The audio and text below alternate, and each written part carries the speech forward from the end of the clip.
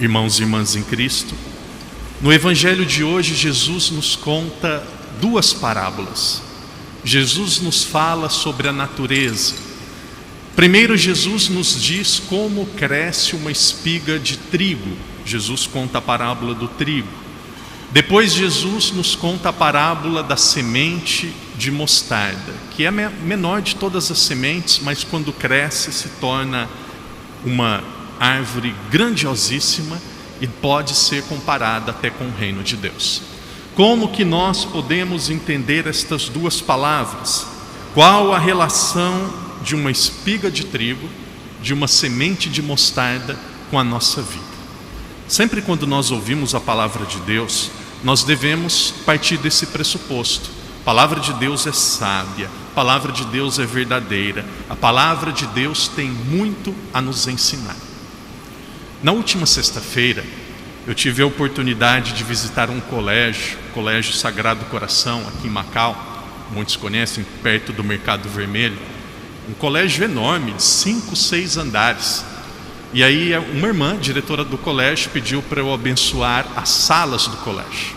Eu fui de sala em sala, aluno por aluno, uma hora andando, abençoei todos. E aí depois elas falaram: padre, nós temos um outro colégio, que é perto da igreja de Monra, São Francisco Xavier. E aí eu fui lá também quase uma hora. Então foi um momento muito bonito, mas muito cansativo. Subia, descia escadas. Chegou no fim do dia, olhei no meu telemóvel, eu havia andado 11 quilômetros naquele dia. Mas uma das coisas que mais me chamou a atenção no colégio, no último andar do colégio, lá no 6º andar, havia um pequeno cultivo de planta. Então as irmãs colocaram como se fosse uma tela, assim no chão, depois jogaram terra, e tinha outro lugar que tinha as sementes. E aí depois as irmãs, os professores ensinavam as crianças como plantar.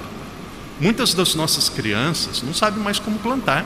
Muitas das nossas crianças não têm mais contato nenhum com a natureza. Pergunta para uma criança onde vem o leite, muitas crianças vão falar da caixinha. Pergunta para a criança onde vem o chocolate, vai achar que é da máquina. Então as crianças, muitas pessoas não têm mais contato com a natureza. Olhando para o Evangelho de hoje, como cresce uma árvore? E aqui nós podemos dar um exemplo. O trigo é um pouco longe da nossa realidade. Primeiro nós vamos ver uma árvore comum e depois nós vamos para a semente de mostarda. Como que normalmente cresce uma árvore de maçã, banana, que produz um fruto normal? Existem 4 momentos no crescimento de uma árvore. O primeiro deles é a preparação da terra e o momento que se lança a semente. Esse é o primeiro momento. Existe um outro momento que é o regar. É preciso colocar água, é preciso lembrar lá e colocar água. Parênteses, tem algumas pessoas que de vez em quando vão na casa dos padres, na nossa casa, e levam flores. E muitas vezes a flores murcha rápido. Uma vez uma senhora disse, uma senhora chinesa: padre, até em casa de padre, se não rega, a flor morre. Tem que regar, tem que colocar água. Esse é o segundo processo. Qual que é o terceiro processo? É colher. O fruto não cai de repente na nossa mesa, o fruto não cai de repente no supermercado. É preciso alguém que vai e colhe. Qual que é o quarto passo? É um passo que acompanha todo o processo do crescimento de uma árvore. É um processo misterioso que ninguém vê. Ninguém vê. Como que uma semente pode crescer? Uma semente é algo tão pequeno que tem uma potencialidade tão grande. Você dorme, está de um jeito, acorda, está de outro. De repente você olha para a sua unha, está de um jeito, daqui uma semana está grande. O cabelo está pequeno, daqui a pouco está longo. O que acontece? Existe um processo misterioso que ninguém pode ver, que ninguém pode explicar profundamente. Veja, existe uma colaboração, existe uma comunhão, existe uma participação muito profunda entre a graça de Deus, que faz o invisível, e a ação humana, que faz o visível. Pode ser o padre, pode ser o papa, pode ser Madre Teresa de Calcutá, pode ser a pessoa mais santa do mundo. Se não lançar a semente, não nasce. Se não regar a semente, não nasce. Se não colher, não nasce. Existem pessoas que dizem assim: padre, eu sou muito sem sorte. Esta palavra, sou sem sorte, ou eu não tenho sorte, é uma palavra muito comum na vida dos preguiçosos e dos mal organizados. Como que é sem sorte? Ninguém é sem sorte. No Brasil, nós dizemos assim: Deus ajuda quem cedo madruga. Eu nunca vi na minha vida uma pessoa honesta, trabalhadora, organizada, decente, que se deu mal na vida. Não existe, não existe. Agora, ficar sentado no sofá dizendo: ah, Deus ajuda, ah, Deus cuida, Deus dá um jeito, vamos esperar, Deus faz, Deus vai fazer. Não, porque Deus não educa pessoas para o erro. Veja, por outro lado, isso daqui existia lá na época de Santo Agostinho. Existe uma heresia chamada pelagianismo. Pelagianismo. Quem foi Pelágio? Muitos talvez já tenham ouvido falar dessa heresia. Pelágio foi um homem. Primeiro a gente fala da heresia, depois nós meditamos sobre quem foi Pelágio rapidinho. Pelágio, ele dizia assim: nós não precisamos da graça de Deus, as coisas acontecem como nós fazemos. Também é um erro. Achar que tudo depende do ser humano é um erro. Pelágio era um monge que viveu entre o ano 350 a 420, depois foi para Roma, e ele dizia assim: nós não precisamos esperar em Deus, nós precisamos fazer, tudo depende da nossa ação. Também não é assim. Existe algo no processo da semente que é misterioso, que só Deus pode fazer. Por isso, queridos irmãos e irmãs, não tem segredo o processo de qualquer semente, e daqui a pouco nós vamos falar sobre o grão de mostarda. O processo de qualquer semente é uma participação entre a força, o trabalho, a dedicação humana e algo que é misterioso, que é a ação de Deus. O grão de mostarda, aqui em Macau possivelmente ninguém nunca viu um grão de mostarda. Eu vi uma vez um grão de mostarda muito pequeno, não me recordo se era vermelho ou amarelo, quando eu tive a oportunidade de ir para a Terra Santa, para Israel. Se Deus quiser, quando acabar a pandemia, nós vamos fazer uma peregrinação para Israel. E conhecendo um pouco o grão de mostarda, ele tem 3 características que são muito singulares, que acontece só com o grão de mostarda, só com uma semente de mostarda. Quais são essas características? A primeira é a força do grão de mostarda.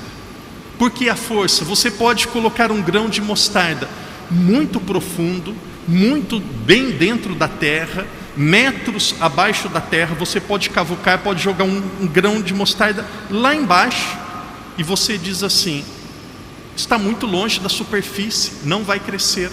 Está lá no mais profundo da terra, mas se você rega, se você cuida, daqui a pouco aparece. Então é algo que, mesmo estando muito profundo, onde você acha que ele já está perdido, ele de repente cresce. Segunda característica: mesmo sendo algo tão pequeno, é capaz de se tornar algo grandioso. Uma árvore de mostarda pode ter de 3 a 4 metros, é algo enorme. E aí a terceira e última característica: a mostarda é algo híbrido. Híbrido significa que você não pode plantar com outra coisa junta. Um grão de mostarda, você coloca uma flor, um grão de mostarda, ou se não uma semente para nascer uma maçã, não vai crescer. O grão de mostarda, ele precisa estar sozinho, ele não se mistura com as outras plantas. A semente de mostarda é um grande sinal, é um grande símbolo da fé. Na Bíblia aparece 5 vezes no Novo Testamento a palavra de Deus nos falando sobre a semente de mostarda. As primeiras 2 vezes relacionado à fé, 3 vezes relacionado ao reino de Deus. Queridos irmãos e irmãs, a fé, a ação de Deus na nossa vida é algo muito profundo. É algo muito profundo. Muitas vezes nós percebemos que nós achamos que está tão longe da realidade, que está tão pequeno, mas quando é bem cuidado se torna algo enorme. E a semente de mostarda, como a fé, não se mistura com outras coisas. E aqui não importa se nós somos a pessoa mais rica, se nós somos a pessoa com mais dons, ou se nós somos a pessoa mais pobre, a pessoa talvez menos conhecida.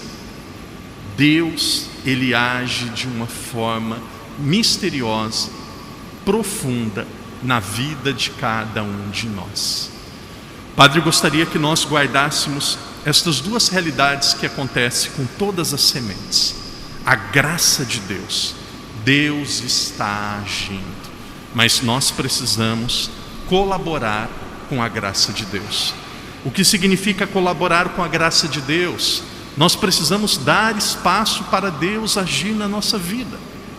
Daqui a pouco, mês de julho, nós vamos ter férias na catequese. Então, infelizmente, tem muitas, não é uma crítica, é uma constatação. Daqui a pouco muitas crianças, muitos pais, muitas famílias vão tirar férias de Deus. Férias da catequese é férias de Deus. Não se tira férias de Deus. Não se tira férias de Deus. Por quê? Porque a missa, a oração, Deus é um valor, é algo tão importante na nossa vida que nós não abrimos mão. Existem algumas coisas que são inegociáveis. Por que são inegociáveis? Porque são valores que nós não podemos viver sem. Quando nós damos espaço para Deus agir na nossa vida, Ele age e Ele nos transforma. Estas duas realidades são extremamente importantes. Fazer a nossa parte. Existem algumas pessoas que pensam que para colaborar com a graça de Deus, precisa só fazer coisa de Deus, só rezar, estar na igreja o dia todo. Quanto mais eu rezo, quanto mais estou na igreja, mais Deus vai me ajudar. Não é assim. Nós precisamos saber quem nós somos e qual a nossa realidade. Teve uma pessoa, não é aqui de Macau, uma pessoa disse assim: padre, eu quero que Deus haja mais na minha vida. Eu tomei a decisão de participar da missa todos os dias. E aí eu disse: você consegue? Ela falou: claro, padre, eu consigo, é para Deus, Deus dá um jeito, Deus vai me ajudar. E aí eu disse para ela: então participe da missa todos os dias e nós vamos avaliar. E aí depois de umas 3 semanas, um mês, ela começou a ficar doente, começou a ter dor de cabeça, começou a ficar fraca, começou a ter problemas no trabalho. E aí ela veio: padre, gostaria de partilhar com o padre sobre a minha experiência depois de participar da missa durante um mês. E aí eu todo feliz dizia: conta, como foi? Foi bom? Padre, eu tive um pouco de dor de cabeça, eu emagreci, um dia eu desmaiei no trabalho, comecei a ter algumas brigas. E eu falei assim: meu Deus do céu, começou a rezar mais e começou a ter mais dificuldades. Parece que o padre não está incentivando as pessoas a rezarem. Deixa o padre contar até o final. E aí eu disse para ela: conta para mim como que é o seu dia.